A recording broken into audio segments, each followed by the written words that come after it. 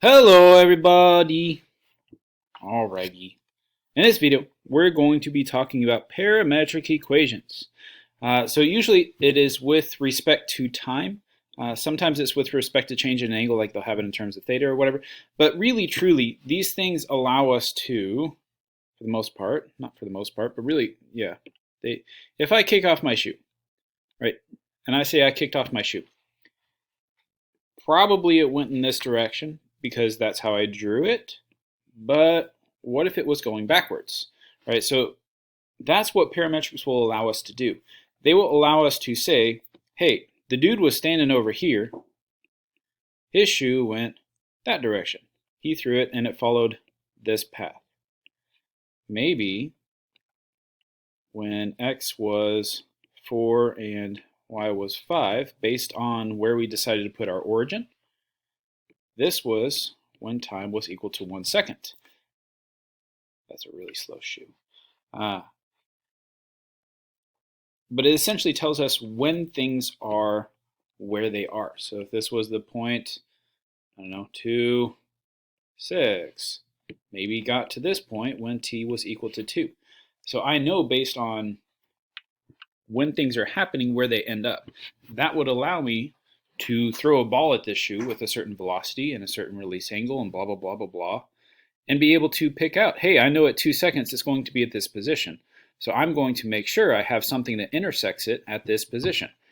So kind of sort of this is how they think about trajectory of things, like shooting down rockets and things like that, trying to save lives. Okay. So we're going to start pretty basic, as in going back to hopefully what you guys covered in pre-cal.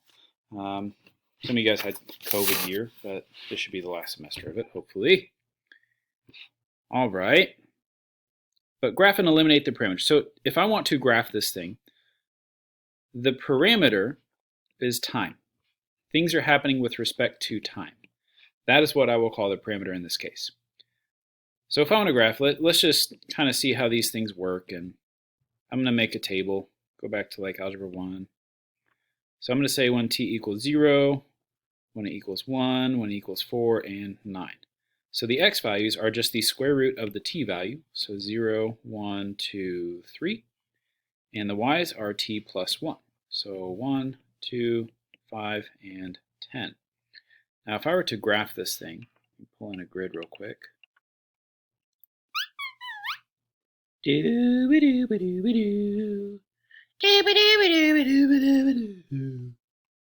Okay, so I have the point 0, 1, right, because this is xy coordinate, xy coordinate, xy coordinate, and xy coordinate. So I have 0, 1, 1, 2, 2, 5, and 3, 10. And notice it follows those in order. So if I were to graph this, it is a curve that goes like this. It goes outward. And I can show arrows along the curve to indicate the direction of the curve as well. One thing that they will likely state in these problems that you'll see as you start doing homework and things like that is they will state for t is greater than or equal to 0. There's no reason why we couldn't look backwards in time depending on where we decide to put t equals 0. But they'll often give you that restriction. Okay, so now there's my graph. There is the path that the particle or whatever this thing is following. If I want to eliminate the parameter, I want to write an equation without the t involved. So if x is the square root of t, then x squared must be t. And if y is t plus 1, then if t is x squared, then y should be x squared plus 1. That is it. That's the graph with eliminating the parameter. This is also true only for x greater than or equal to 0. Usually they don't need you to state that stipulation. It would just be eliminating the parameter. But really, truly, this is just a pre-cal problem, so don't worry too much about it. But this is what the eliminating the parameter means. Essentially writing an equation without t involved, or theta involved, or so on and so forth. Okay, let's move on to the next one. So the next one I have x of theta, right? So I told you it could be the change of the angle. So as this thing goes around something, or the angle is increasing as it goes on forever, what path will it follow? What pattern will it follow? Well, I'm going to pick some nice thetas. They're going to be good to me. Be good to me, theta. Don't do me wrong like you did that other one. Okay, so I'm going to do 0, pi over 2, pi, 3 pi over 2, and 2 pi. So just looking at x's, cosine of 0 is 1. So 3 plus 2 is 5. Same thing at 2 pi, it's in the same position. Cosine of pi is negative 1. So if I have 3 minus 2, that is 1. And cosine at my pi over 2's is 0. So those would both just be 3. Looking at my y values, sine is 0 when I have 0 pi and 2 pi. That'll just be negative 1, negative 1, negative 1. Right? And then at pi over 2, sine is 1. So I have negative 1 plus 3, which is 2. And at 3 pi over 2, it's negative 1. So this would be negative 4. Now if I graph this one,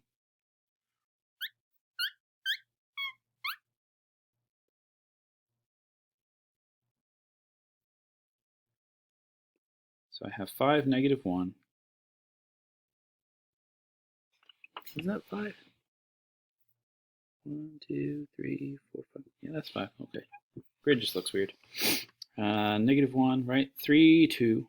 So then it went up to 3 and 2. And then it went to 1, negative 1. And then it went to 3, negative 4.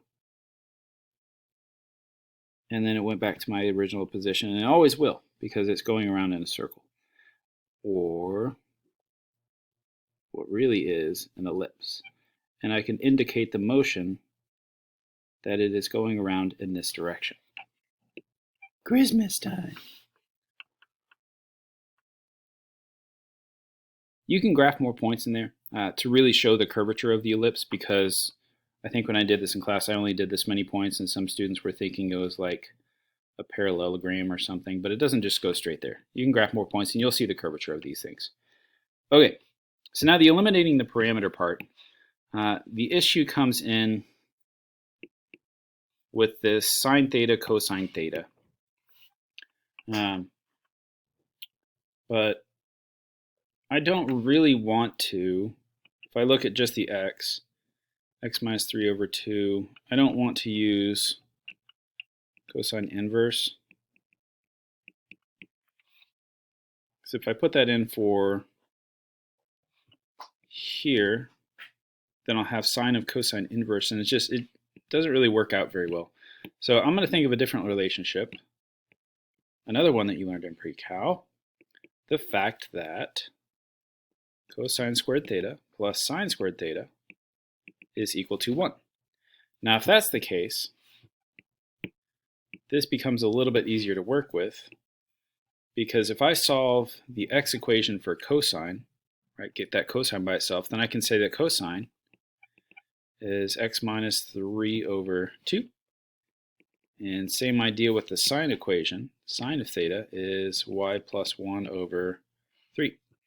And now if I substitute both of those things into my Pythagorean identity here, then I end up with x minus 3 over 2 squared plus y plus 1 over 3 squared equals 1. That is not an equals. Equals 1. And this can get you to x minus 3 squared over 4 plus y plus 1 squared over 9 equals 1. And this is the standard form of an ellipse, which you could get from looking at the graph, but you would have to be able to come up with a graph and hope that these are nice numbers each time in order to do that.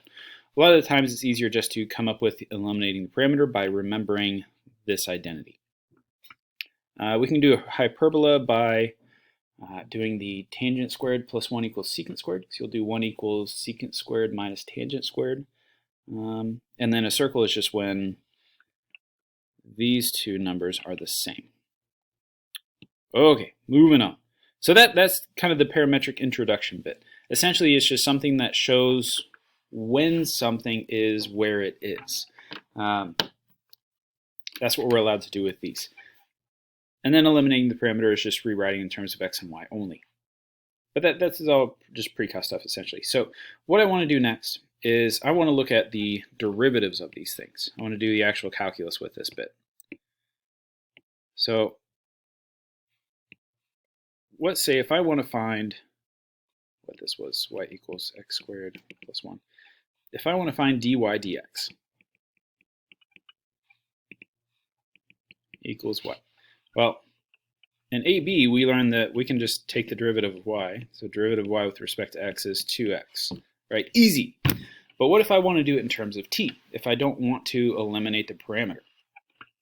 Well, if I try to do dy dx with these, the issue is that I would have to take the derivative of x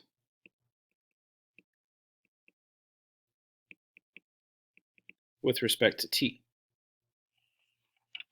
So,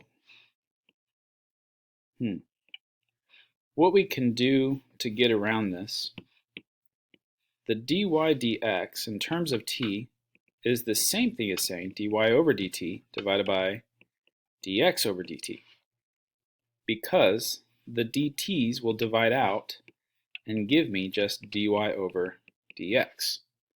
And the nice thing here is it will leave it in terms of t. Because oftentimes with these things, they'll be like, find dy dx when t equals 2, which we'll see here in a minute too. But they'll give it to you in terms of time. Find the slope of the curve when time is 3, or whatever. So with this one in particular, let's say I do dy over dx. So the derivative of the y1 would just be 1 over the derivative of the square root of t, which would be 1 over 2 root t, which can simplify to 2 root t. But hey, we're supposed to have 2x. That's our dy dx, right? If I'm going to be equality here, but if you remembers, the square root of t is x. So this really is equal to 2x. So I'm just trying to show you that what I'm telling you is not baloney. And dy dx is the same thing as dy dt over dx dt, if I want to leave it in terms of t, which most of the time I will. If I wanted to do the second derivative, it's d squared y over dx squared, which in this case would be 2. Let's say I want to do it of 2t. All right, so if I take the derivative in terms of t of dy dx, the issue here is that right now, this would simplify to be d squared y over dt dx. And that's not good. That looks like an x as well. Zoom in. All right, so dt over dx. The issue here is my dt here. So the way around this is if I can multiply here by dx over dt, then my dt's will divide out. So essentially, I can go back to my original one and divide by dx dt. I could do the same thing if I want to go to the third derivative, so on and so forth. But the second derivative is the derivative of my function. So let's do the derivative of 2 root t, right? The derivative of my derivative. So that'd be what? 2 over 2 root t divided by dx dt, which I already had to do anyways. It's right there. So that's 1 over 2 root t. So this becomes 1 over 2 root t. Well, my 2 root t's will divide out, so this 2 becomes 2, just like I knew it was going to. What happened to it? It died. Okay, so that's kind of how first derivative, second derivatives work with these things. Let's take a look at what we got down here, right? So here's all of your definitions. Dy dx is y prime over x prime because of this logic. And the second derivative is the derivative of the first divided by dx dt. Alrighty. Fine, dy dx, and the second derivative. So I have to find the first derivative first. So part A, dy over dx. The derivative of y is 6t minus 2, and the derivative of x is 2 over 2 root t, which means this can become 6t minus 2 times root t, which is 6t to the 3 halves minus 2t to the 1 half. That's how I would prefer to write that, so that it makes it easier to find my second derivative. Because then my second derivative, d squared y over dx squared, will be equal to the derivative of the first. So 3 halves times 6, 6 divided by 2 is 3, times 3 is 9t to the 1 half. No, stop it. And then minus t to the negative 1 half. All of that divided by dx dt, right? So that was already there anyway, so that's just 1 over root t, which is like multiplying by t to the 1 half. So this can become 9t minus 1. And that's it. There's my second derivative. Okay, moving on. Write the equation of line tangent when t equals 3/4. So here's where like they're looking for dy dx when t equals something. So write the equation of line tangent when t equals 3/4 to the parametric equations this and this. So still, I just need a slope and a point. That's really all I need in order to be able to write the equation of a tangent line. So my slope will come from dy dx. I'm going to go ahead and find dy dx first. So the derivative of y is 3 cosine of t divided by the derivative of x, which is negative 4 sine of t. Now I need to evaluate this when t equals 3 pi over 4. If you want to turn this into negative 3/4 cotangent of t, you're more than welcome to do that. It's probably easier to do that, but I'm going to do it without doing it, just to remind you guys of the unit circle. So this would be negative root 2 over 2. Cosine of 3 pi over 4 is. Negative 4 sine is positive, so root 2 over 2. Those two things will divide out, and this will just become positive 3/4.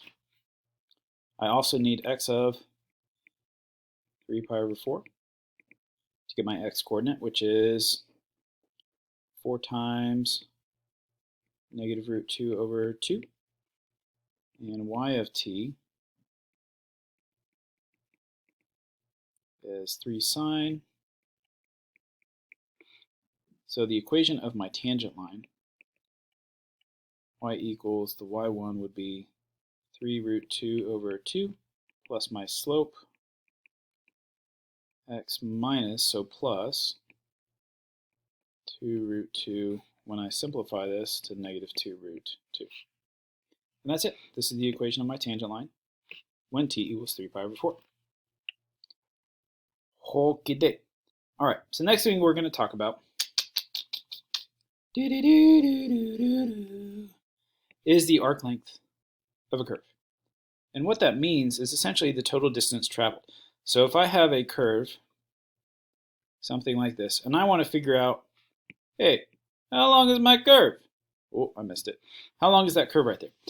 So what I can do is I can break this into really tiny parts and say, hey, I could probably measure this little distance right here by doing Pythagorean theorem and recognizing that this is the change in x with respect to time, and this is the change in y with respect to time.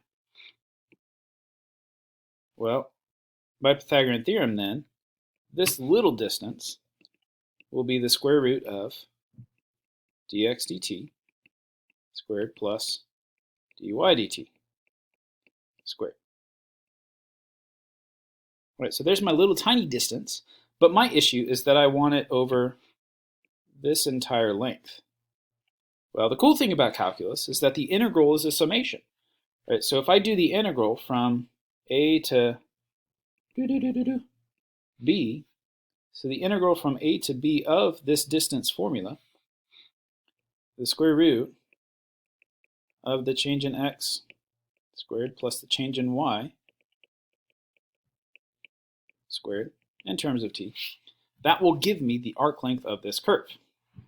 Even cooler is I can apply this a little bit further if I want to get this in different terms. So if I multiply the inside here by dt over dx, what that can allow me to do, integral of, I would have to change these in terms of x now, is I can multiply that in as dt over dx squared times dx over dt squared plus dy over dt squared. And this is actually going to change it in terms of x as well. But if I check out what that does, the dt squareds will divide out with both of the dt squareds. And the dx squared will actually divide this one out, but it will end up in this one. And what is dy dx? Well, dy dx, my good sir. What is that? That's not an integral. From c to d would be like saying 1 plus f prime squared in terms of x. This is also an arc length formula that you will need to know. All right, so if they just give it to you as a function, here is the parametric / vector equation for it. We'll get to vectors here in a little bit.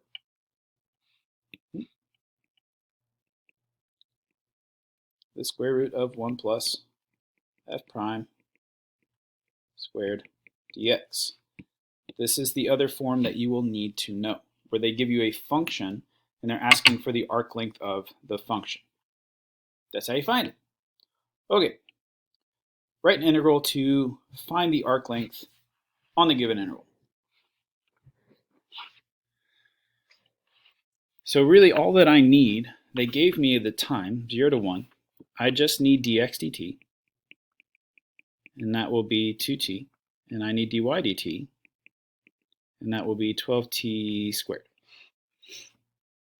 So the integral expression here is just from 0 to 1 over my time interval, the square root of 2t squared plus 12t squared squared dt. That's it. That's all that they are looking for here. Okay, that's pretty much it for vector or parametrics. We don't do a whole ton with them, but it's like derivatives and total distance traveled. The arc length of a curve, total distance traveled, if I'm traveling along a path.